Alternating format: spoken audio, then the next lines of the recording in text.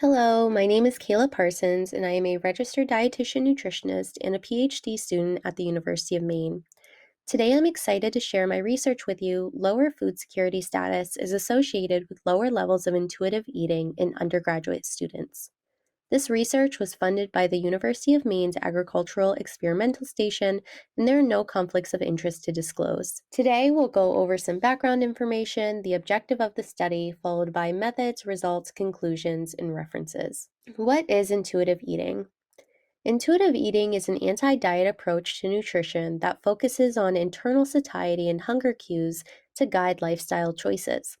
This concept was developed by two registered dietitians in response to the overwhelming world of fad diets. In the literature, intuitive eating interventions for young adults positively impact health behaviors, including improved or neutral changes to diet quality, reduced binge eating, and reduced dangerous dieting behaviors. The college population experiences high prevalency of both poor diet quality and extreme dieting behaviors, thought to be partially contributed by the college environment. Additional maladaptive behaviors are often a product of the college environment, exacerbated by moderate to high levels of perceived stress and low food security status.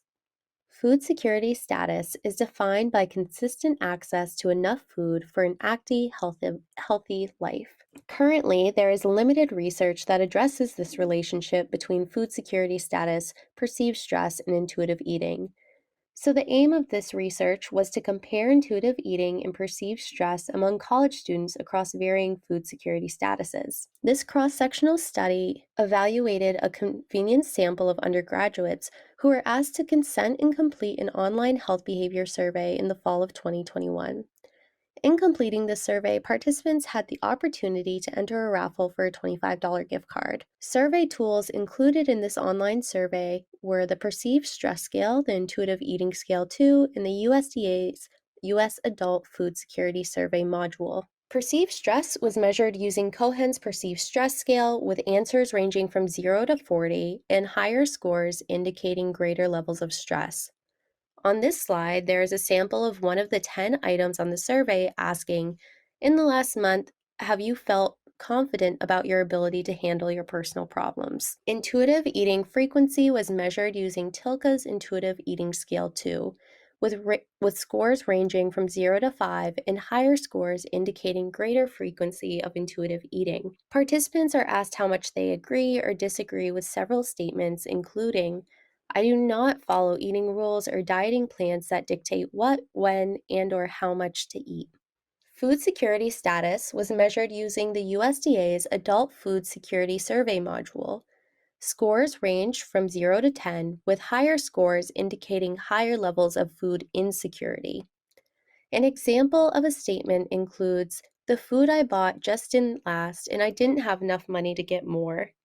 For statistical analyses, descriptive analysis were used to analyze demographic data.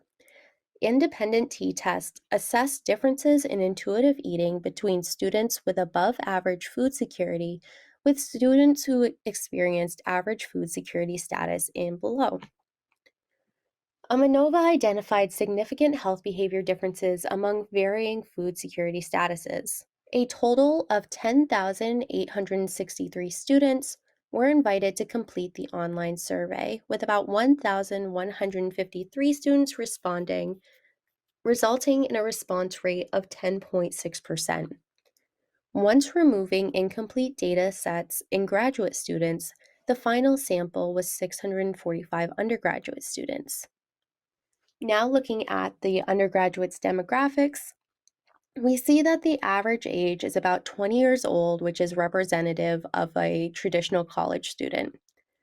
A majority of this sample were female at 69.7%, followed by male at 25.7%, and other at 4.6%. The sample was also mostly white at 87.8%, followed by Hispanic or Latino at 3.7%, Native American or Asian Pacific Islander at 2.6%, other at 1.2%, and Black at 0.8%. We can see amongst grade levels that the distribution is pretty even, with freshmen having about 25% of the sample, sophomore being about 26.4%, juniors being 25.3%, and seniors being 22.4%.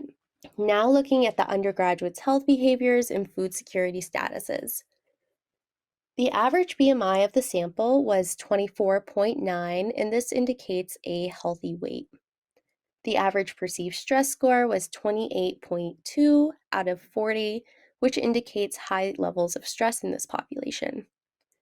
The intuitive eating score is 3.2 out of 5, which indicates average frequencies of intuitive eating.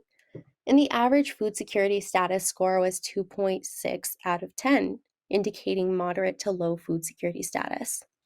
This graph explains the differences in intuitive eating between undergraduates with above average food security status compared to undergraduates with average food security status and below.